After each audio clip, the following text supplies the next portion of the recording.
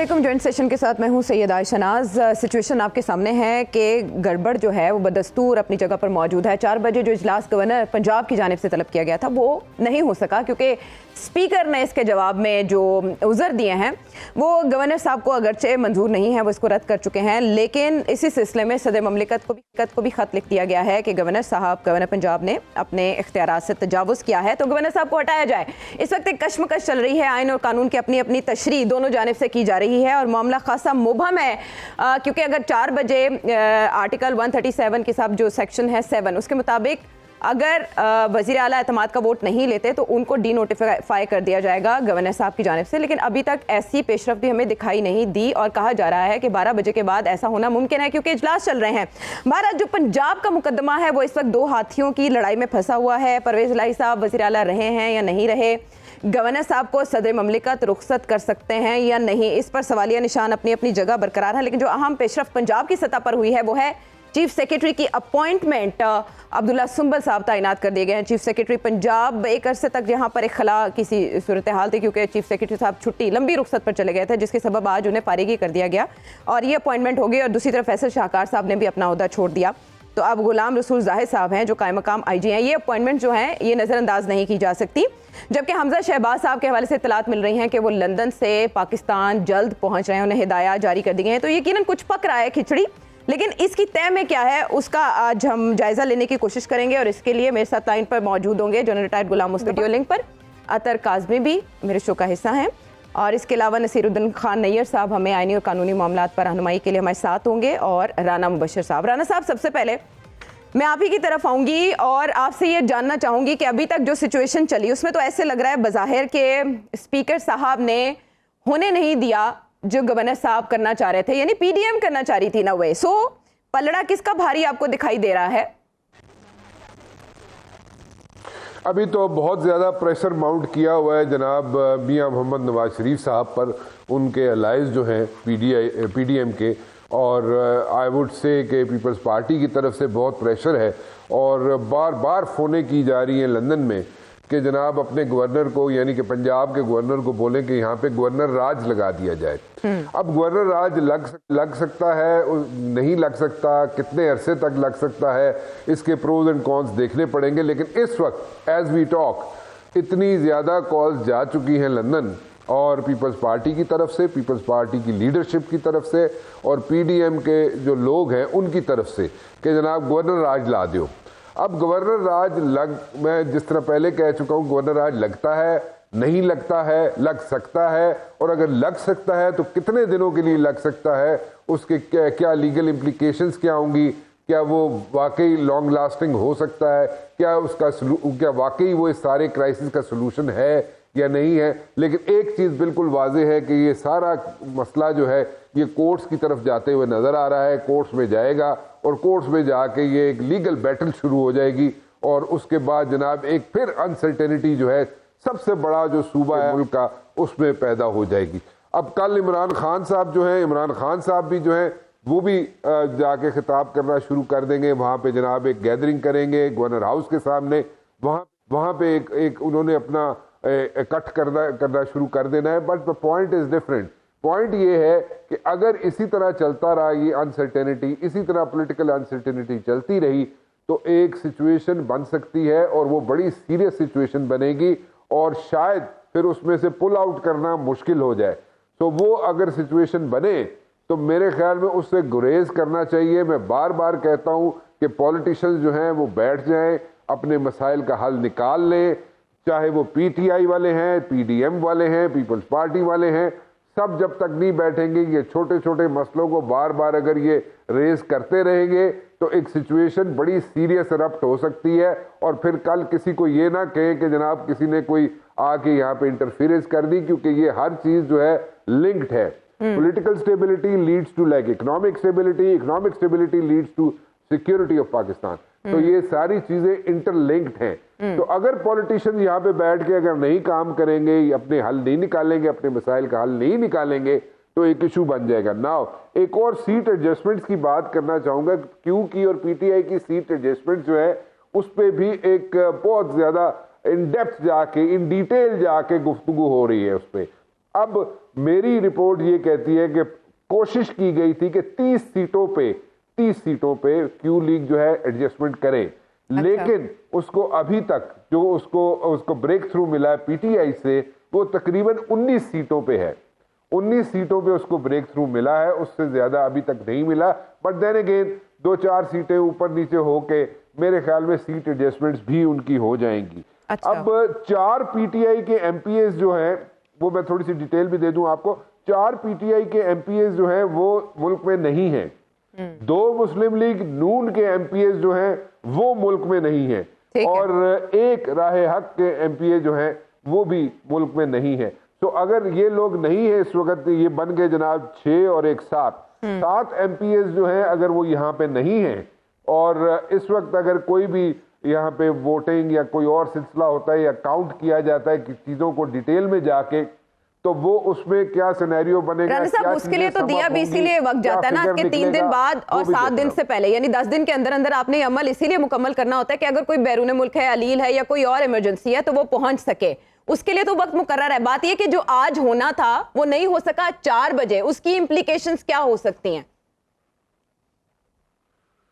उसकी इंप्लीकेशन देखें सिंपल सी है। इसकी जिस तरीके से ये चल रहे हैं, जिस तरीके से ये करना चाह रहे हैं और जिस तरीके से प्रेशर माउंट किया जा रहा है, कि मैंने जैसे पहले कहा कि इस वक्त लातादाद फोने की जा चुकी हैं लंदन में मियां मोहम्मद नवाज शरीफ साहब को कि आप जनाब अब यहाँ पे अपने गवर्नर को बोलें कि वो गवर्नर राज पंजाब में लगाए।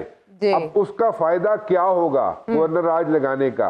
गवर्नर राज आफ्टर 18th अमेंडमेंट उसको भी देखना बहुत जरूरी है कि 18th अमेंडमेंट के बाद गवर्नर राज कहाँ खड़ा होता है। अब गवर्नर राज की स्टैंडिंग क्या होती है, गवर्नर राज लग सकता है, नहीं लग सकता, कितना स्ट्रेच किया जा सकता है गवर्नर राज को।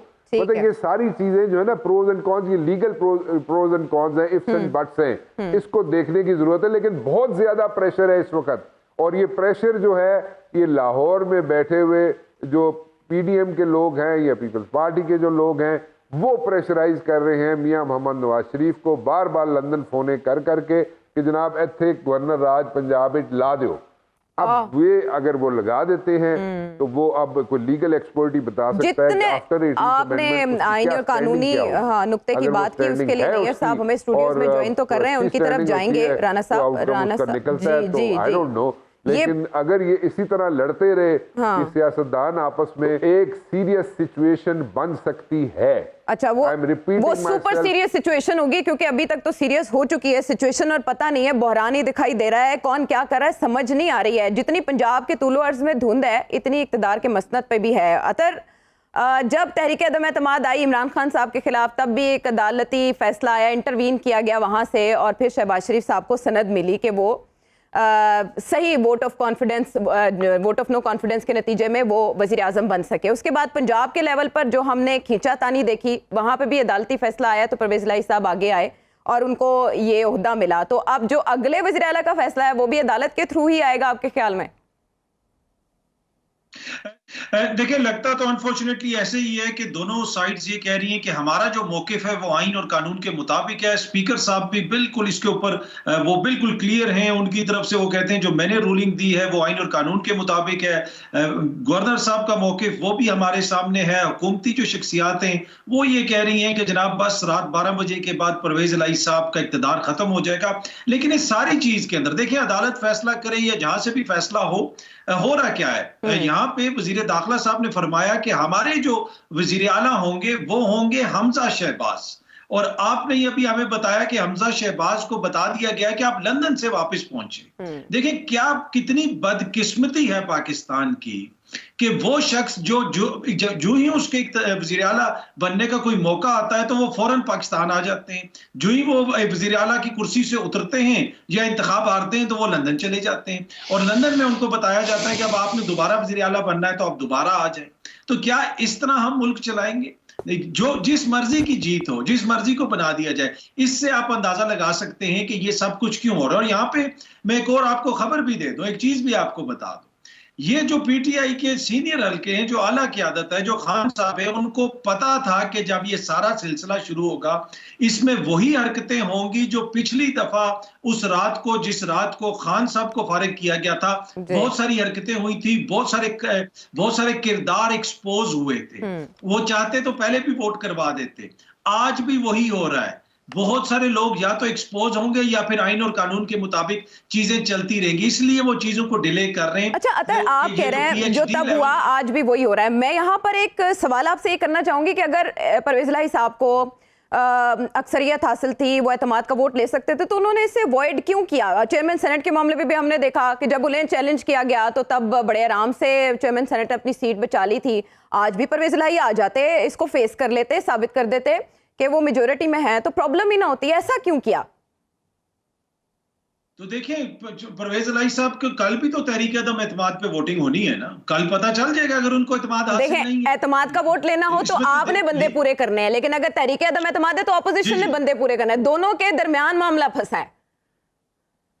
जी, तो ऑपोजिशन वाले जो है शौक उनको चढ़ा हुआ इख्तिदार में आने का, तो परवेज इलाही साहब को उनको कह रहे हैं ना, थोड़ी हिम्मत करो, आओ फिर दिखाओ। देखें, इसके ऊपर वही बात है कि वो ये कह रहे हैं कि कानून के मुताबिक इजलास अभी चल रहा है, इजलास एडजर्न हुआ है, प्रोग नहीं हुआ, लिहाजा गवर्नर साहब कोई नया इजलास नहीं बुला सकते। तो ये एक कानूनी नुकता उसके ऊपर वो उठा रहे हैं। अब देखें, ये तो फिर मोअज़्ज़िज़ अदालत ही फैसला करेगी कि इसमें किसका मौक़िफ़ दुरुस्त है, या नैयर साहब इसके ऊपर मजीद रोशनी डाल सकेंगे। लेकिन इस सारी चीज के दौरान हो रहा क्या है, देखें, ये समझने की जरूरत है कि ये आइन और कानून तो पढ़े लिखे लोग हमें समझाएंगे ना, लेकिन जो सब कुछ सामने हो रहा है वो हमारे सामने है कि आज तोशा खाना के रेफरेंस भी जो हैं वो भी अदालत ने वापस भेज दिए, आसिफ जरदारी साहब के ऊपर और मियां नवाज शरीफ साहब के ऊपर और यूसुफ रजा गिलानी साहब के ऊपर। तो हालत ये है, तो आप उससे अंदाजा लगा लें कि मुल्क के अंदर हो रहा क्या है। पर अगले जो 3-4 दिन हैं मेरे ख्याल में वो काफी इंपॉर्टेंट हैं, और मुझे तो चीजें अदालत की तरफ ही जाती हुई लग रही। हम तो पाकिस्तान में जब से सांस ले रहे हैं ना, हर दिन, हर थोड़े अरसे के बाद हम किसी नाजुक मोड़ पर ही होते हैं। आपने कहा रोशनी कानूनी और आईनी मामलात पर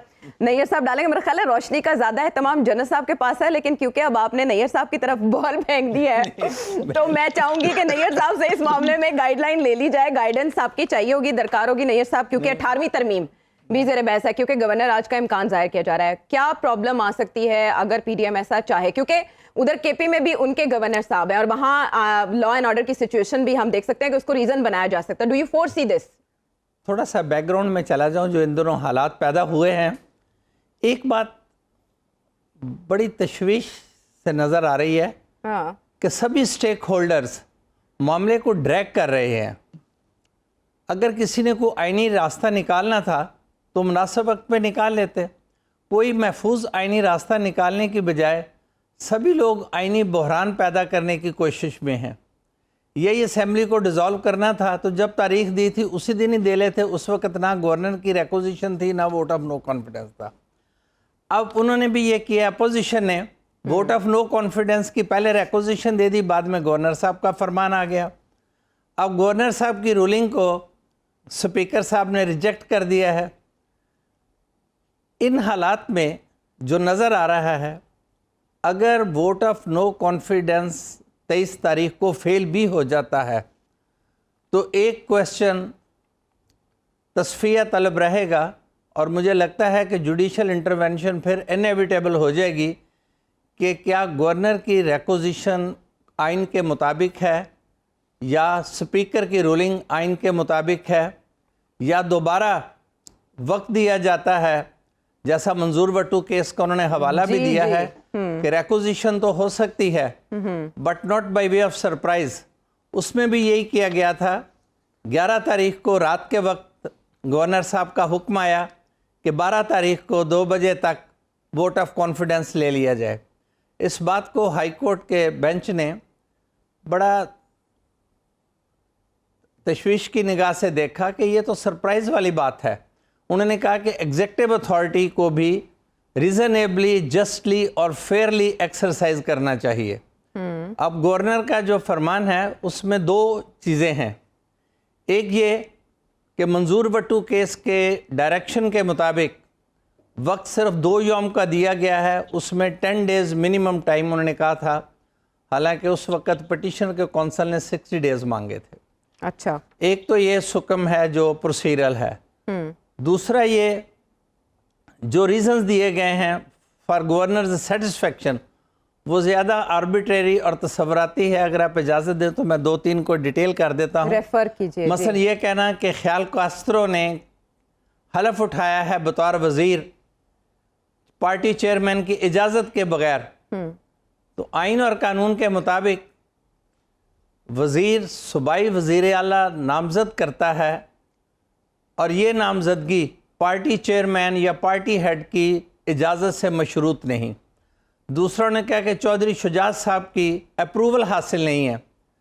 चौधरी शुजात साहब की अप्रूवल तो परवेज़ लाई साहब के सीएम इलेक्ट होने के वक्त भी नहीं थी, बल्कि उनका भेजा हुआ लेटर सुप्रीम कोर्ट ने गैर मौसर करार देते हुए रद्द कर दिया था और वो वोट्स पार्लिमानी पार्टी के परवेज़ लाई साहब के हक में काउंट हुए थे। जी। आज भी पार्लिमानी पार्टी का एक इजलास परवेज़ लाई साहब की क़यादत में हुआ है, उन्होंने इत्मीनान का इजहार किया है। जी। तो इस तरह से जो दूसरे रीजंस भी दिए गए हैं, टोटल 6 रीजंस उसमें दिए गए हैं, उनमें 6 में भी कोई ये नहीं कह सकता कि ये बड़े वेल फाउंडेड रीज़न हैं जो गवर्नर को परसुएड कर सकते हैं कि वो सीएम से वोट ऑफ कॉन्फिडेंस के लिए कहें। फिर such a short span of time, ये जैसे मैंने पहले अर्ज़ किया है, ये सभी ग्रुप क्राइसिस को ड्रैग करना चाहते हैं। पता नहीं सबकी स्ट्रेटेजीज क्या है। चलें, लेकिन अगर इस मामले का एक महफूज आईनी हल निकालना था तो at the earliest assembly dissolve हो सकती थी या गवर्नर सिर्फ वोट ऑफ कॉन्फिडेंस के लिए कहते, उससे पहले वोट ऑफ नो कॉन्फिडेंस का रेजोल्यूशन नहीं आना चाहिए था। अब जो स्पीकर के पास एक और डिस्क्रिशन है कि वो टाइमिंग को फॉलो कर सकते हैं। मेरी इतला के मुताबिक, I may be wrong, vote of no confidence पहले सबमिट हुआ है और गवर्नर का डायरेक्शन बाद में आई है। नहीं, इस बारे में बाकायदा क्लैरिटी आई है कि 9:35 के अराउंड पहले गवर्नर साहब ने कहा कि आप एतमाद का वोट लें, उसके बाद vote of no confidence move हुई है। चलिए ठीक है, रिकॉर्ड के मुताबिक ऐसा हुआ है। और आज हमने सुना भी मुस्लिम लीग नून के रहनुमाओं को, खैर वो तो जाहिर अपनी इंटरप्रिटेशन करेंगे, लेकिन रिकॉर्ड के मुताबिक कहा जा रहा है कि पहले गवर्नर साहब ने कहा। जी, रिक्वेजिशन जो रेजोल्यूशन है नो कॉन्फिडेंस का वो फेल हो जाता है, मतलूबा वोट रेजोल्यूशन की तायद में नहीं आते जी, तो फिर जो कदगन है सीएम पे कि वो इस दौरान असेंबली डिसॉल्व करने की एडवाइस नहीं कर सकते, वो हट जाएगी। क्योंकि इस वक्त गवर्नर की जो डायरेक्शन है उसे स्पीकर की रूलिंग ने रिजेक्ट कर दिया है। इन हालात में आई वुड अगेन से उस पे गवर्नर साहब ने स्पीकर साहब की रूलिंग को रिजेक्ट कर दिया और स्पीकर साहब ने सदर को खत लिख दिया है कि आप रिमूव कर दे गवर्नर को। तो जनरल साहब, सदर को मैं थोड़ा सा क्लैरिफाई कर दूं जी, पहले भी एक चैनल पे बात हो रही थी, गवर्नर को अपॉइंट करते हैं president on the advice of prime minister, cabinet भी नहीं या फेडरल गवर्नमेंट। ये अभी हमने केपी में भी देखा नहीं, और वही रिमूव कर सकते हैं। ये जो तस्वर है कि वो एंजॉय करेंगे office during the player of the president और प्रेसिडेंट कभी भी रिमूव कर सकते हैं। ठीक है, इस आईनी इंतजाम में ना प्रेसिडेंट गवर्नर अपॉइंट कर सकते हैं ना रिमूव कर सकते हैं, वरना ये तीनों सूबों में गवर्नर आज भी पीटीआई के ही होते। ठीक है। अच्छा, ये बड़ा जेन्युइन क्वेश्चन है कि पॉलिटिकल प्लेयर्स ने इतना ड्रैग क्यों किया सिचुएशन को, हालांकि चाल चलने के और भी बड़े तरीके थे। जनरल साहब, अपने अपने पॉलिटिकल जो भी गोल्स हैं उनके लिए जो असेंबलियों से खेलना है, असेंबलियों की मुद्दत को शॉर्ट करना, पंजाब की सतह पर तो ये हमने ऐसा खिलवाड़ देखा, वो मेला मवेशियां होता है, मेला चिरागा होता है, ये पंजाब का मेला लगा हुआ है, हर थोड़े अरसे के बाद कोई नया सरबराह आ जाता है। ये क्यों पॉलिटिकल प्लेयर्स ऐसा मौका दे रहे हैं कि बहरान दर बहरान रहे? अगर तो पॉलिटिकल प्लेयर्स होते तो शायद ऐसे मौके ना आते। ये पॉलिटिकल अपॉर्चुनिस्ट हैं और नकब लगा के बैठे हुए हैं कि जिसका कौन जहां पे दाव लग जाए। पाकिस्तान का आइन जिसकी हम सारे सुबह शाम दोपहर रात तारीफ करते कि उसने पाकिस्तान को बांध के रखा हुआ है, उसकी वजह से पाकिस्तान ये है तो पाकिस्तान वो है, वो खुल के आपके सामने आ गए। पाकिस्तान का आइन किसी के घर की लौंडी है, वो जिस तरह चाहे उसको मोड़ के बैठ जाए और मुल्क में एक बहरानी कैफियत खड़ी हो जाए और इसके पास किसी के पास कोई हल ना हो, चाहे इस दफा हो चाहे पिछली दफा हो, आप अदालतों में जाके बैठ जाए। तो आइन की जरूरत क्या है फिर भाई, बताइए इस आइन का फायदा क्या है, जरूरत क्या है, ये बताइए मुझे। जी, नंबर 1। नंबर 2, इस आइन ने अगर अभी तक कुछ किया है तो सिर्फ जो पावरफुल हैं, जिनके पास ताकत है, उन्हीं को डिफेंड किया, कभी किसी और के दिफा में नहीं आया, कभी पाकिस्तान के दिफा में आइन नहीं आया। पाकिस्तान का धज्जियां बखेरी जा रही हैं और ये आइन चुप करके आराम से बैठा हुआ है, किसी की अलमारी में बंद है, कुछ कर नहीं सकता आइन इसका। हर शख्स अपनी इंटरप्रिटेशन लेके बैठा हुआ है। क्यों? वजह क्या है? मसला क्या है? जी, क्या ताकत में रहना इतना जरूरी है कि वो पाकिस्तान के साथ आप उसकी खिलवाड़ करना शुरू कर दें इसमें? ये बेसिक क्वेश्चन है इसका। देखिए, अब वो आज भी बता रहे थे अभी कि भाई आपकी जो अदालतें हैं वो अपनी मर्जी के मुताबिक कानून की इंटरप्रिटेशन कर रही हैं। किसी का तोशाखाना रेफरेंस कहां तक पहुंचा दिया, किसी को एंटरटेन ही नहीं कर रहे। ठीक है भाई, आप जाए जो मर्जी करेंगे। आप कभी जूनियर अदालतों में आके देख लें, अभी लॉ एक्सपर्ट बैठे हैं हमारे, आप यार नीचे आप तो सूबाई अदालतों की बात कर रहे हैं, हाईएस्ट जो हमारी अदालतें हैं जो हर वक्त फोकस में रहती हैं उनकी बात कर रहे हैं ना।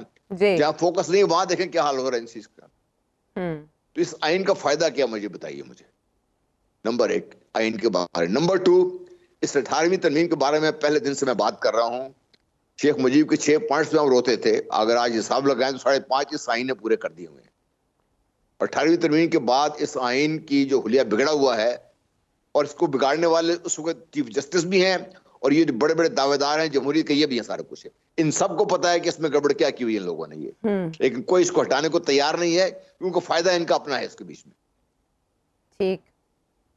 अब रहा कि ये क्या हो क्या रहा है इसमें। देखिए, मैं उस दिन मैंने बात की थी दबे लफ्जों में, शायद लोगों ने इसको लिफ्ट नहीं किया। मेरा अपना ख्याल ये है कि खान साहब ने जानबूझकर ये टाइम दिया कि जो भी, क्योंकि उन्हें पता है पीडीएम हर कुछ जान पे खेल जाएगी, वो पंजाब हुकूमत को डिसॉल्व नहीं होने देगी। अब पीडीएम जान पे खेल रही है, उन्होंने जो बलीगुर रहमान साहब की बलि चढ़ा दी है उन्होंने इस चीज पे, और वो कोर्ट्स में जाएगा, ये ड्रैग होता रहेगा। इसका फायदा किसको पहुंचेगा, नुकसान किसको पहुंचेगा? पाकिस्तान की तो फिक्र ना करें ना, पाकिस्तान की फिक्र नहीं है किसी को भी। पाकिस्तान में गुज़श्ता चंद दिनों में इतने बड़े बड़े दहशतगर्द की हमले हो गए, हमारे प्राइम मिनिस्टर को ये असम्बली खेलने से फुर्सत नहीं है कि भाई नेशनल सिक्योरिटी कमेटी की मीटिंग बुला के पूछे चीफ मिनिस्टर से भी, और खुद भी बताया कि क्या कर रहे हैं ये लोग। ये हमारे बच्चे जाने की कुर्बानियां दे रहे हैं उधर बैठे हुए, एक थाने के बाद दूसरे थाने में हमला हो रहा है, लोग पकड़े लेके जा रहे हैं हमारे। आपने जो बाढ़ लगाई थी इतनी एफर्ट से, वो रोनते जा रहे हैं लोग, लेकिन इसको फुर्सत नहीं है किसी को इस चीज की। मेरा अपना ख्याल ये है कि खान साहब ने जान के टाइम दिया कि पीडीएम अपनी जान पे खेल जाए और इसको ड्रैग करते रहें, ड्रैग करें। और ये जो बजट आएगा, जब बजट अल्लाह करे आ जाए, जो सूरत हाल जो नजर आ रही है, शायद हालात उस वक्त तक इतने बिगड़ जाए कि ये भी पॉसिबल ना हो कि बजट आ जाए, ये पीडीएम के गले में पड़ जाएगा ढोल। ये इतना बड़ा ढोल पहले बजा रही है, नहीं बज रहा है इनसे, अब ये बजट इसमें आ जाए इसमें, और पीडीएम बिल्कुल नकम्मा होकर बैठ जाएगी इसमें। ठीक है, पीटीआई के लिए रखिए, उसके बाद फ्री वॉक हो जाएगी। नंबर 2 जो जरदारी साहब गेम खेल रहे हैं, जिस तरह राणा साहब भी बता रहे थे कि बार बार फोन जा रहे हैं कि भी गवर्नर जज लगाएं, ताकि पीएमएलएन का जो थोड़ा बहुत रह गया यहाँ पे वो भी खत्म हो जाए।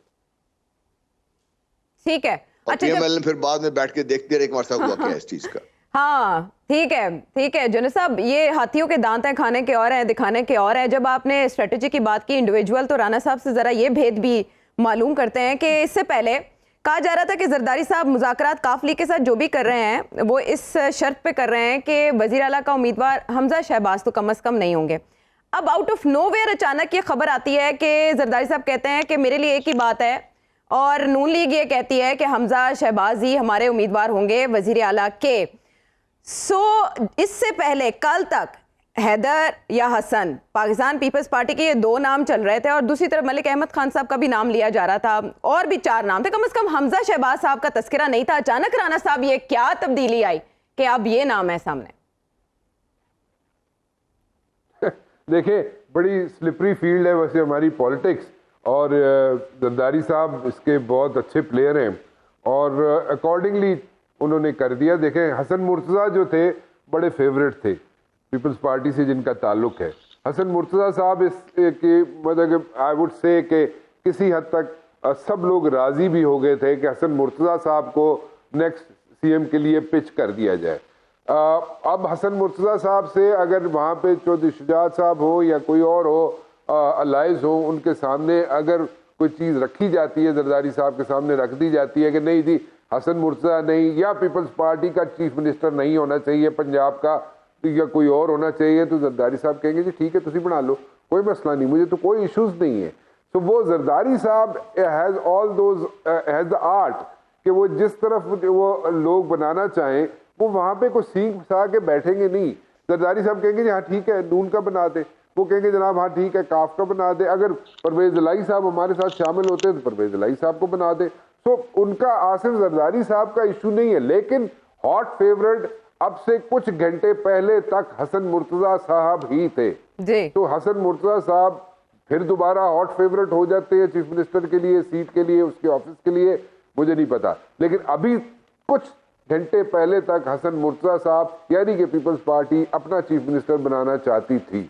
अब उस पे भी वर्किंग अभी तक खत्म नहीं हुई है, ये भी जरा याद रखिएगा, अभी तक खत्म नहीं हुई है, क्योंकि मैं नोइंग आसिफ जरदारी साहब, जो थोड़ा सा मैं आसिफ जरदारी साहब को जानता हूँ, वो सींग फंसा कर नहीं बैठेंगे, वो ये नहीं करेंगे, will not lock his on और वो बिल्कुल उस पर आके बैठ जाएंगे नहीं जी एनजी होना चाहिए। हाँ ये जरूर है कि जनाब इस वक्त वो इस चक्कर में जरूर होंगे पीपल्स पार्टी वाले, और जो बार बार कॉलेज आ रही है, जो मेरी इंफॉर्मेशन है, जो लंदन में जो लोग करीब हैं मियां मोहम्मद नवाज शरीफ साहब के, बकौल उनके वो ऐसी कॉल्स आ रही हैं बार बार कि जनाब गवर्नर पंजाब को कहा जाए कि वो जनाब यहाँ पे गवर्नर रूल लगा दे।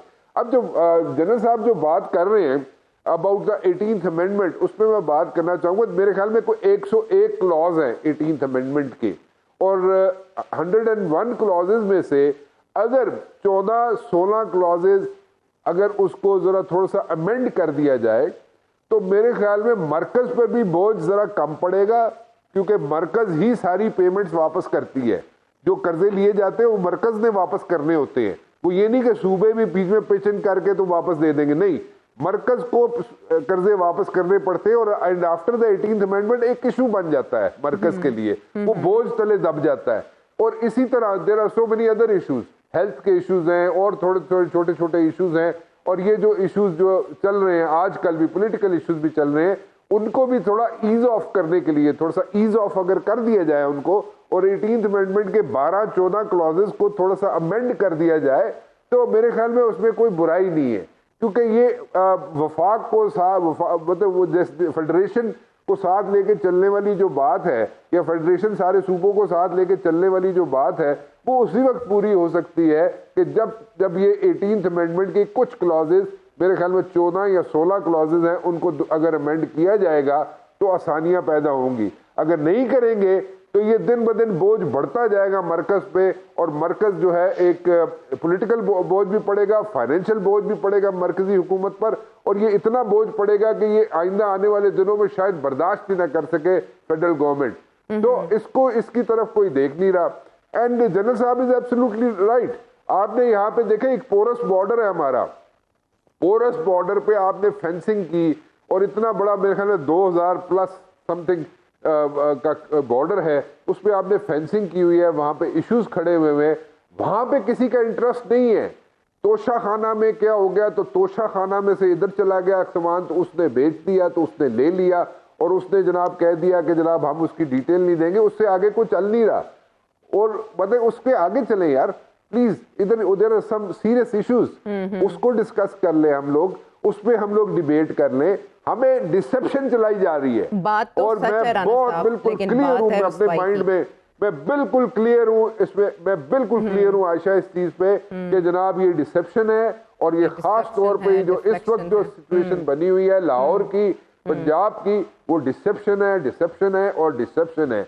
जहाँ पे हमारे जवान जो है वो सीने पे गोलियां हमारे लिए खा रहे हैं, उस तरफ कोई नहीं देख रहा, उस तरफ कोई तवज्जो नहीं दे रहा, और दूसरी तरफ हम लोग लगे हुए हैं जनाब के गवर्नर राज लग जाएगा या गवर्नर राज नहीं लगेगा, या चीफ मिनिस्टर कौन बन जाएगा या चीफ मिनिस्टर नहीं बनेगा।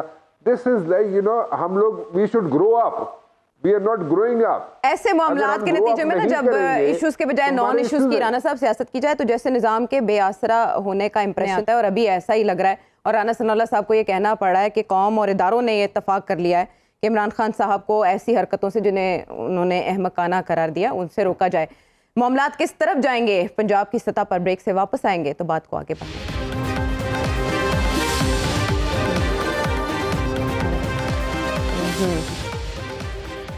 Welcome back to the show. हम गुफ्तगू कर रहे थे स्टूडियो में कि ये मामला किधर से चला और कहाँ कहाँ जो हैं वो शक के बादल हैं, कहाँ कहाँ गौर करना चाहिए कौम को भी और समझना चाहिए कि गेम असल में कहाँ से हो रही है।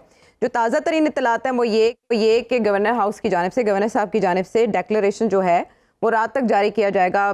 परवेज़ इलाही साहब को शायद डी नोटिफाई कर दिया जाए और नेक्स्ट प्रोसीडिंग्स जो हैं आइन और कानून के मामलात में इतने ज़्यादा सब उलझ गए हैं कि हर एक की अपनी राय आ रही है सामने। लेकिन अब उसके बाद अतर सवाल ये पैदा होता है कि जब पंजाब में वज़ीर आला के ओहदे की जंग थी, हमने परवेज़ इलाही साहब को जब वोट लेने का मामला था देखा कि पंजाब असम्बली के अंदर हशर क्या हुआ और परवेज़ इलाही साहब उस दौरान कितने सुपर एक्टिव थे। फिर उनको ज़ख्म भी आए, वो भी हमने मीडिया पे वो मामलात भी देखे जिस पर बाद में असम्बली के बाहर भी बहुत से तबसरे किए गए। राइट नाउ हम काफ लीग की जानिब से वैसा रिएक्शन नहीं देख रहे। अभी अगर आप सबकी सिचुएशन को एनालाइज करें तो आप क्या होता हुआ देख रहे हैं कल और परसों तक?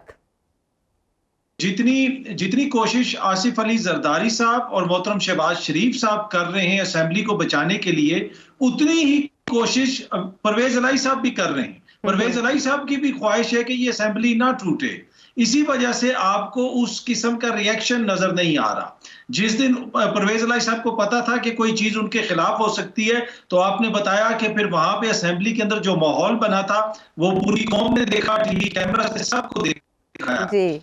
तो इस वजह से भी मुझे परवेज इलाही साहब थोड़े से मुतमईन नजर आ रहे हैं। लेकिन दूसरी बात यह कि देखें जी, ये कहा जा रहा है कि आइन और कानून की जंग हो रही है, अब आइनी और कानूनी मामलात अदालतों में तय होंगे। और राना साहब ने यह भी फरमाया कि हमें सीरियस डिस्कशन करनी चाहिए, मुल्क के हालात क्या है। मैं बिल्कुल उनसे एग्री करता हूं, लेकिन इस नहज पे हालात पहुंचे किस तरह? देखिए, जो लोग ये देख रहे हैं उनके लिए समझना जरूरी है कि एक इलेक्शंस हो जाएं तो ये सारे मामलात जो है वो दुरुस्तगी की तरफ चलना शुरू हो जाएंगे। 13 जमातें हैं वो इस चीज से इनकारी हैं कि हमने इलेक्शंस की तरफ नहीं जाना। ये भी नहीं, वो अब तो यहां तक कहा जा रहा है कि अगले साल के जो इलेक्शंस है उसको भी हम डिले करेंगे। तो ये बुनियादी मसला। और दूसरी बात ये है कि किसने क्या क्या यहाँ पे किरदार अदा किया आइन की हिफाजत के लिए या आइन की पासदारी के लिए, वो हमारे सामने नहीं है। अदालतों में ये मामलात जाएंगे, वहां पे अशराफिया के हकूक की जंग लड़ी जाएगी, फिर बताया जाएगा कि किसके हकूक पामाल हुए, खान साहब के, चौधरी परवेज इलाही साहब के या हमजा शहबाज के, किसके हकूक पामाल हुए। लेकिन जो आम बंदा है, क्या उसके हकूक के लिए भी इसी तरह जंग लड़ी जाती है? इसी तरह पूरा निजाम मुतहरिक होता है? या वो जो शख्स इस निजाम के ऊपर थोड़ा सा सवाल उठा ले, क्या उसके हकूक की भी जंग उसी तरह अदालतों में लड़ी जाती है? मोअज़्ज़िज़ अदालत जो भी फैसला देगी मनो अन मानेंगे, बिल्कुल मानेंगे, मुकम्मल एहतराम है अदलिया का। लेकिन एक तरफ जो बाहर से भगोड़े और इश्तिहारी आ रहे हैं उनको अदालतें जो है वो फौरन रिलीफ दे रही हैं, उनको थोक के हिसाब से रिलीफ मिल रहा है। दूसरी तरफ आजम स्वाति जो है उसकी दोबारा आपने जो है वो जमानत की दरखास्त मुस्तरद कर दी है। तो बहुत सारी चीजें हैं, सीरियस डिस्कशन होनी चाहिए। राना साहब दुरुस्त फरमा रहे हैं, लेकिन मसला ये है कि अवाम भी बहुत कुछ देख रहे हैं, बहुत कुछ समझ रहे हैं और वो आहिस्ता आहिस्ता अपने आप को इस सारे प्रोसेस से लाताल्लुक महसूस कर रहे हैं। वो ये समझते हैं कि जितनी भी एक्सरसाइज हो रही है इस वक्त पार्लियामान के अंदर, निजाम के अंदर, वो हमारे लिए नहीं है, वो शराफिया के लिए है। ये एक वो चीज है जो लॉन्ग टर्म पाकिस्तान के लिए सबसे ज्यादा नुकसानदेह होगी। सबसे ज़्यादा ये नुकसानदेह होगी पाकिस्तान के लिए और उस नुकसान का अंदाज़ा हम लगा सकते हैं जिस बहरान की तरफ पाकिस्तान बढ़ रहा है। इन्फ्लेशन के नए रिकॉर्ड्स कायम होंगे अगर IMF के साथ मामला तय नहीं पाते, और IMF के साथ मामला तय पा जाएं तब भी बहुत जल्द हम संभल नहीं पाएंगे। बहरहाल इस पर बार बार लीगल पॉइंट ऑफ व्यू की बात की जा रही है। तो कल से ये बहस छिड़ी है मुख्तलिफ टेलीविजन चैनल्स पर और मुख्तलिफ लीगल एक्सपर्ट्स इस बारे में क्या कह रहे हैं। सलमान अकरम राजा साहब जो बात कर रहे थे 18वीं तरमीम के बाद, नहीं साहब ये स्वाबदीदी इख्तियारात गवर्नर साहब को मिले हैं। मैं अहमद अल महबूब साहब की बात से इत्तेफाक करता हूं कि कोई भी ऐसा तरीका कबूल नहीं किया जा सकता जिससे आइन की कोई वाज़ेह शिक को डिफीट किया जा सके या डॉज किया जा सके। अगर आप असेंबली का सेशन बुला लेते हैं और फिर स्पीकर प्रोरोग नहीं करते फॉर वीक्स और मंथ्स टुगेदर, तो क्या उससे गवर्नर की जो आइनी इख्तियारात है या स्वाबदीदी इख्तियारात है क्या उन्हें न्यूट्रलाइज कर दिया जाएगा या जैम कर दिया जाएगा? ऐसा मुमकिन नहीं है। इसी सेशन के दौरान ही एक स्पेशल सेशन कन्वीन हो सकता है according to the requirements of the governor. अगर अदरवाइज गवर्नर का जो डायरेक्शन है under article 130 clause 7 G, whereby CM is required to obtain a vote of confidence। अब वोट ऑफ कॉन्फिडेंस जज करने का एक ही तरीका है कि असेंबली का अजलास बुलाया जाए। ये कोई माकूल बहाना नहीं है कि house is already in session इसलिए गवर्नर ये डायरेक्शन ही नहीं दे सकता या रिक्वायर ही नहीं कर सकता। ऐसा तो पहले सेंटर में भी हुआ था, स्पीकर साहब मुख्तलिफ हीलों बहानों से वोट ऑफ नो कॉन्फिडेंस पेश ही नहीं होने दे रहे थे, देन सुप्रीम कोर्ट इंटरवीन्ड। अगर होगा तो अल्टीमेटली जुडिशरी विल इंटरवीन, और गवर्नर की रिक्वेजिशन की जो रिजेक्शन है बाय द स्पीकर, जी, कोई एक मुतसरा फरीक अब हाई कोर्ट में जाएगा या सुप्रीम कोर्ट में जाएगा, क्योंकि आज की रात मुख्तलिफ सिचुएशंस पैदा हो सकती हैं जिसमें सिविल ब्यूरोक्रेसी का बड़ा रोल होगा। अगर गवर्नर साहब डी नोटिफाई कर देते हैं सीएम को, कैबिनेट डिज़ोल्व हो जाएगी और सिविल एडमिनिस्ट्रेशन टेक ओवर कर लेती है और सारे इख्तियारात इनसे वापस ले लिए जाते हैं, तो फिर एग्रीव्ड पार्टी सीएम और स्पीकर बन जाएंगे। इन्हें अपने ग्रीवेंस की रिड्रेसल के लिए हाई कोर्ट जाना पड़ेगा और कोई फोरम नहीं होगा। यानी गवर्नर राज के बजाय ये रास्ता इख्तियार किया जा सकता है। रास्ता इख्तियार, हाँ। और अगर गवर्नर राज लगाया जा सकता है तो उसे भी हाई कोर्ट में चैलेंज किया जाएगा। और माजी के जितने भी गवर्नर राज के नोटिफिकेशंस हैं, प्रेसिडेंशियल ऑर्डर्स हैं, 18th अमेंडमेंट से पहले भी और बाद में भी जुडिशरी ने कभी भी होल हार्टेडली उन्हें अप्रूव नहीं किया, ये समझते हुए कि ये एक वफाकी निज़ाम है, इसमें मरकज़ की रेकलेस इंटरफेरेंस, ये एक हमारी कमज़ोर वफाकी निज़ाम और रियासतों का निज़ाम है, इसमें बार बार की मुदाखलत पसंद नहीं। ये साबिर शाह केस में भी आया, मंजूर भट्टू केस में भी, और जो सलमान तहसीर शहबाज शरीफ वाला भी था। हाई कोर्ट्स अप्रूव नहीं करती इस तरह की इंटरवेंशन जब तक के एक्शन बहुत ही वेल रीजन और वेल फाउंडेड ना हो। महज इस बुनियाद पे कि स्पीकर ने गवर्नर की रूलिंग रिजेक्ट कर दी है, गवर्नर राज का कोई नफाज नहीं है। रेमेडीज़ और भी हैं। गवर्नर राज तो तब आएगा जब तमाम कॉन्स्टिट्यूशनल मशीनरी डिसफंक्शनल हो जाए, फेल टू फंक्शन। ठीक है, ऐसी फिजा नहीं है। नहीं साहब, अभी तक आपकी बात से तो मैं ये समझी कि जो रीजंस दिए स्पीकर साहब ने वो ज़ईफ थे। अगर 4 बजे परवेज इलाही साहब ने उनके मुताबिक वोट ऑफ कॉन्फिडेंस के लिए पेशरफ नहीं की तो परवेज इलाही साहब कसूरवार हैं और उनको डी नोटिफाई किया जा सकता। मैं कहता हूँ कि फैक्ट्स हैं। अब ये 2 फैक्ट हैं। गवर्नर ने कहा कि आप वोट ऑफ कॉन्फिडेंस लें, दिस इज ए फैक्ट। अब वो जो उन्होंने ग्राउंड्स दी हैं सेटिस्फेक्शन की, वो जस्टिसेबल हो सकती हैं ब्रॉट बिफोर द कोर्ट। इसी तरह से जो स्पीकर की रूलिंग है, उन्होंने गवर्नर की ख्वाहिश के मुताबिक आज अजलास नहीं बुलाया और रूलिंग के ज़रिए गवर्नर की रिक्वेजिशन को रिजेक्ट कर दिया है। अब जिसकी रूलिंग रिजेक्ट हुई है, एग्रीव्ड पार्टी तो वो है, वो जाए इंटरप्रिटेशन के लिए। अब उनके पास 2 ही रास्ते हैं। जैसे एक वफाकी वजीर कह रहे थे कि हम सीएम को डी नोटिफाई कर देंगे, तब ये क्राइसिस का हल सिर्फ जुडिशल साइड पे होगा। सो एक major judicial battle is inevitable in situations में। अगर कोई भी क्रॉप अप होती है, मैंने पहले भी कहा, जनरल साहब ने इत्तफाक किया है, ये कुछ नहीं पता कि इन सब के बैक ऑफ माइंड में क्या है जो इन चीज़ों को ड्रैग किया जा रहा है और सिचुएशन को कॉम्प्लिकेट किया जा रहा है। जैसे ये बयान के परवेज़ इलाही डी नोटिफाई हो जाएंगे और हमजा आज ही वज़ीर आला बन जाएंगे, ऐसा आइन में कोई निज़ाम नहीं है, कोई ऐसी तरतीब नहीं है। एट द मोस्ट अगर वो डी नोटिफाई हो भी जाते हैं तो there will be fresh election of the CM. और अगर वोट ऑफ नो कॉन्फिडेंस कामयाब होता है, जिसका कि कोई इम्कान ही नहीं है, लेटेस्ट जजमेंट के बाद डिफेक्शन मुमकिन ही नहीं है। और अगर अवॉइड करें, पॉसिबल नहीं है, अवॉइड करें, अगर आप पेश ही ना हो या वहाँ मौजूद ही ना हो, जो बताया कि कुछ अरकान जो हैं वो मौजूद नहीं है मुल्क से बाहर हैं, उन्हें वक्त भी दिया जाए फिर भी ना आए, नहीं तो डिफेक्शन क्लॉज तो फिर हेड ऑफ द पार्टी पे है ना, कि वो रेफरेंस भेजता है कि नहीं भेजता। ठीक है, लेकिन अब जो काउंट पूरी करनी है ना वोट ऑफ नो कॉन्फिडेंस में, वो तो अपोजिशन, वो मूवर्स ने करनी है, अपोजिशन ने करनी है, जिनके पास इस वक्त तक बज़ाहिर नंबर कम है। ठीक है, अपोजिशन को सिर्फ एक ही सूरत बता सकती है, बचा सकती है, वो ये कि PMLQ के 10 मेंबर्स अपोजिशन का साथ दे दें, जिसका सरेदस्त कोई इम्कान नहीं है। अच्छा और डिफेक्शन की कोई गुंजाइश नहीं है। हाँ। और अगर डिफेक्शन हो भी तो उसका कोई कॉन्सिक्वेंस नहीं है। According to the latest judgments वो वोट काउंट ही नहीं होंगे, डिस्कार्ड उसके रिव्यू में भी तो गए, अभी तक वो टेकअप नहीं ना, जब तक जजमेंट नहीं आता, जो इस वक्त जजमेंट एग्जिस्ट करता है, इट होल्ड्स द ग्राउंड। अगर कोई आदमी इस जो मौजूदा नंबर है अपोजिशन का, कोई टहरी बेंचेस होने वोट करता है तो वोट डिस्कार्ड हो जाएगा, इनकी काउंट फिर भी पूरी नहीं होगी। ठीक है, अतर आप कुछ कहना चाह रहे हैं?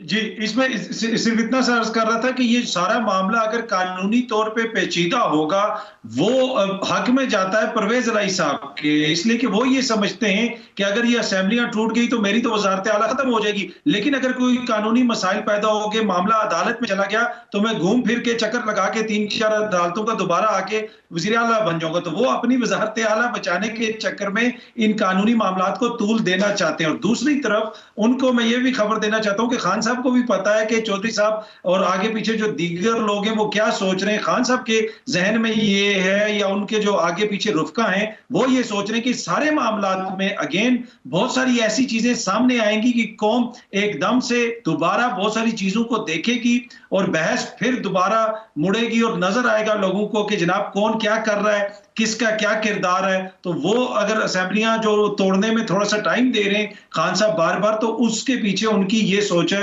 पर एनीवे मेरे ख्याल में परवेज इलाही साहब इस सारे मामलात से सबसे ज्यादा मुतमईन होंगे। सबसे ज्यादा जो आप कह रहे हैं इस कश्मकश के बेनिफिशियरी होंगे वो परवेज इलाही साहब होंगे। एक दिन कहा था कि टाइम बाय कर रहे हैं। बहरहाल जनरल साहब, वोट ऑफ नो कॉन्फिडेंस इससे पहले जब आया विफाक में तो तब सुप्रीम कोर्ट को इंटरवीन करना पड़ा, सो मोटो हुआ वहां। पंजाब की सिचुएशन भी अब आपको इसी की मुतकाजी दिखाई दे रही है और होगा आज खुद नोटिस आपके ख्याल में? हो जाना चाहिए, क्योंकि ये जिस तरह हम ड्रैग कर रहे हैं सारी सिचुएशन को, एवरी डे दैट पासेस, अब देखिए पाकिस्तान नीचे जा रहा है ना, पाकिस्तान इससे कोई स्टेबल भी नहीं हो रहा, ये ऊपर भी नहीं जा रहा, नीचे जा रहा है। और नीचे जाने की रफ्तार दिन ब दिन बढ़ रही है। आप गंदम की कीमत देख लीजिए, आप बाकी चीजों का हालात देख लीजिए, लॉ एंड ऑर्डर सिचुएशन देख लीजिए, चाहे वो सिंध के कहीं देख लीजिए, उधर तो किसी को कोई तवज्जो नहीं हो रही, बाकी इधर ही जा रहे हैं ना। वो दिन ब दिन हालात बिगड़ रहे हैं। अगर जो भी इस वक्त इंटरवीन कर सकते हैं इदारे, और सुप्रीम कोर्ट ही है जो इंटरवीन कर सकती है, उनको इंटरवीन करना चाहिए, ताकि करके इन सबको रोके, इन सबको जो पागलपन पे सवार है इसमें। अब देखो, मुझे एक चीज समझ नहीं आई, ये बात हो रही थी, हमारे कानूनदान ही बैठे हुए हैं कि गवर्नर डी नोटिफाई कर देगा लीडर ऑफ द हाउस को। Governor is an appointee, he is doing a job, ये जॉब सीकर जॉब कर रही है। जो चीफ मिनिस्टर है, ये प्राइम मिनिस्टर ऑफ पाकिस्तान है, वो एक इलेक्टेड आदमी है and he presents the will of that province. उसको एक गवर्नर अपने डी नोटिफाई कर देगा। ये किस किस्म का कानून आईन है? मैं नहीं समझ आई इसमें। हम कैसे कर सकते हैं इसको? ये जो है सब कुछ ये सारा। अच्छा जनरल साहब, वो इलेक्टेड है तो वो दोबारा अपने जो उनके पास वोट्स हैं उनको दोबारा सामने लाके साबित कर दें कि अभी भी उन्हें ऐवान का एतमाद है। आप कानून के रूल से तो वो कह सकते हैं ना, रोज तो मसला को खड़ा कर देंगे ना, इसलिए तो हम तो जिस सिस्टम की जो ऑलरेडी जिसमें आपको नजर आ रहा है क्रम्बल हो रहा है ये सिस्टम, उसकी तबाही की तरफ हम ये एक बहुत बड़ा एक वो आपने देखा जो रैकिंग बॉल होता है बिल्डिंग को गिराने के लिए जी, इसलिए रैकिंग बॉल जो ऑलरेडी जो क्रम्बलिंग बिल्डिंग को लगाने के लिए हम क्या करने जा रहे हैं इस मुल्क के साथ? पीडीएम के जिनका फर्ज है कि इस मामलात को संभाले, बेहतरी की तरफ लेके जाए, वो ranking ball of the size of, जो कहते हैं एक फुटबॉल से बहुत बड़े साइज का, वो ग्राउंड से ज्यादा साइज का रैकिंग बॉल लेके पाकिस्तान के दीवारों के साथ, उसकी बुनियादों के साथ मारी जा रहे हैं ये लोग बार बार। ये लोग तो जनरल साहब, हाँ उसमें आयशा, उसमें ये है कि जनरल साहब इनका अभी प्रोजेक्ट शहबाज से दिल नहीं भरा, और अब ये प्रोजेक्ट जो है हमजा लॉन्च कर रहे हैं जो पाकिस्तान की हालत में ये प्रोजेक्ट शहबाज से। अतर किनका दिल नहीं भरा? सॉरी मुझे समझ नहीं है, किनका दिल नहीं भरा प्रोजेक्ट शहबाज से? मैं अभी बिल्कुल ठहर इसकी बात सुनो, अतर तुम ठहर दे यार, तो बात देखिए क्या हम ये खानदान गुलामा बैठे में हैं? आप ये देखिए ना जी कि वालिदैन साहब, फिर साहबजादे साहब, फिर साहबजादे के साहबजादे साहब, ये बाकी 22 करोड़ जो हैं, जब नून लीग में बाकी सब लोग मर गए सारे, मुझे समझ नहीं आती मुझे। हाँ। उन लोगों में इतनी नहीं है कि भाई खड़े होकर बोले कि भाई हम सब कुछ कर रहे हैं, हम लोग सब पे। उनमें बहुत बड़े काबिल लोग में बैठे हुए हैं ये। मुझे याद है साद रफीक साहब से एक दफा किसी ने, मेहर बुखारी ने पूछा था कि आपने इतना कुछ किया, आप ये भी कर रहे हैं, वो भी कर रहे हैं, लेकिन आपका नाम कहीं नहीं आता। उन्हें कही मैं इसका सवाल का जवाब मैं नहीं दे सकता। ये हमारा जमहूरियत है ये। हाँ ठीक है, वो तो बुनियादों में ही बड़ा उलझाना। वो तो फिर जन्नत साहब आप याद करेंगे कि कभी हम में तुम में भी राह थी, कभी हम में तुम में भी चाह थी, कहाँ से आए, इंतखाब कहाँ से हुआ, वो फिर बड़ी गहरी कहानी है, बड़ी आगे तक जानी है। लेकिन राणा साहब, अगर सुप्रीम कोर्ट की तरफ से सू मोटो लिया जाता है तो इंप्रेशन तो वही कायम रहेगा ना कि अगर एक के कंधे से उतरे उन्होंने, बल्कि खुद उतारा, तो दूसरे के कंधे पे सवार हो गए, अपने बलबूते पे चल नहीं सकते। देखिए, हर चीज को आप कोर्टों में लेके जाना बंद करें। तो अगर हर चीज को, हर मसले को, हर इशू को अगर कोर्ट्स में लेके जाना है, चाहे वो हाई कोर्ट हो, चाहे वो ऑनरेबल सुप्रीम कोर्ट हो, कोई भी कोर्ट हो, अगर हर मसले को कोर्टों में ही डिसाइड कराना है तो करना है, तो फिर ये असेंबलियों का क्या काम है? चाहे वो प्रोविंशियल असेंबली है, चाहे वो नेशनल असेंबली है, चाहे वो अपर हाउस है, मुझे नहीं पता। फिर इस पे इनको किस लिए फिर ये बैठे हुए सब लोग? अगर इन्होंने वहां पे बैठ के इतनी तादाद है लोगों की, अपर हाउस देख ले, लोअर हाउस देख ले, आप इधर यहाँ पे प्रोविंशियल असेंबलीज देख ले, और इतना सा मसला खड़ा हो जाए, उसको जनाब सीधा आप लेके चले जाए कोर्ट में। ओ भाई, कोर्टा ने सारिया चीज़ा लैके ही जानिया ने, तो फिर असेंबलियां बंद कर दो। देखो ना, यही हो सकता है ना। अगर पॉलिटिशियंस जो है बैठ के असेंबलीज में अगर अपना मसले मसाइल हल कर लें, या आपस में बैठ के मसले मसाइल हल कर लें, तो कितनी अच्छी बात है। मतलब आप भी खुश, मैं भी खुश, हम सारे खुश होंगे। Everything is going to be hunky dory. हाँ, इश्यूज होते हैं, इश्यूज खड़े होते हैं यहाँ पे। हमारे पास वक्त बहुत कम है, तकरीबन क्लॉक जो है वो टिक करी, 1 मिनट ओनली लेफ्ट। नैयर साहब कोई बात करना चाह रहे हैं, उसके बाद अतर मैं आपकी तरफ आऊंगी। नैयर साहब क्या कहना चाह रहे हैं आप? और राजा बिशारत कह रहे हैं कि 101 के सब आर्टिकल 3 के तहत हटा भी सकते हैं सदर साहब गवर्नर साहब को। नहीं, मैं इत्तेफाक नहीं करता। गवर्नर के पास बड़े लिमिटेड सी पावर्स हैं, उसमें ना वो अपॉइंटिंग अथॉरिटी नहीं। मैंने पहले भी कह दिया, दोबारा वजाहत करने की ज़रूरत नहीं है। ओके, अगर ऐसा होता तो मैंने पहले मिसाल दे दी है। फिर सिंध में, केपी में, पंजाब में आज भी पीटीआई के गवर्नर होते, अगर गवर्नर अलवी के पास ये इख्तियारात होते या नए गवर्नर को खुद अपॉइंट कर दे, गलत तशरीह कर रहे हैं, सेल्फ सर्विंग है। दूसरी बात ये, मैं राणा मुबशर साहब की बात में ज़रा बात मिला लूँ। जब सियासी मामलात को आप आइन के मुताबिक हल नहीं करेंगे तो अदालती मुदाखलत नागुज़ीर हो जाती है। यही उसूल तय किया गया था मंजूर भट्टो साहब के केस में भी, और बाद में जैसे आपने फरमाया है, नेशनल असेंबली का अगर अजलास वोट ऑफ नो कॉन्फिडेंस के लिए अपने वक्त पे होने दिया जाता तो अदालती मुदाखलत की ज़रूरत ना पड़ती। इतना ड्रैग करने के बाद भी नतीजा वही निकला जो पहले दिन निकलना था जी। इसी तरह से मैं एक और बात कर दूं, जब दोनों चीफ मिनिस्टर साहबान साथ बैठे हुए थे और इमरान खान साहब ने कहा था कि मैं इनका मशकूर हूं कि इन्होंने मेरी तजवीज़ से इत्तेफाक किया है, तो वो एक अप्रोप्रिएट मोमेंट था इस तमाम क्राइसिस को अवॉइड करते हुए उसी वक्त एडवाइस जो कहा था वो कर जाते। माजरत नहीं है, सब वक्त बहुत कम है। अतर आप कुछ कहना चाह रहे हैं? और सिर्फ एक बात कि सब लोगों को ये भी सोचना चाहिए कि केपी में आज लॉ एंड ऑर्डर की क्या सिचुएशन है। टीटीपी के खिलाफ, टीटीपी मुकम्मल एट वॉर है विद पाकिस्तान, और केपी की गवर्नमेंट मुकम्मल खामोश है, कोई कमेंट नहीं है, इन्हें सियासी मामलात की पड़ी है। बहरहाल मामलात कुछ ऐसे हैं कि पाकिस्तान के सभी सुतूनों को इस वक्त मिलकर सोचना होगा कि कैसे रियासत की इमारत बचाई जा सकती है। प्रोग्राम के हवाले से फीडबैक दीजिएगा अगले प्रोग्राम तक के लिए। लेने के बाद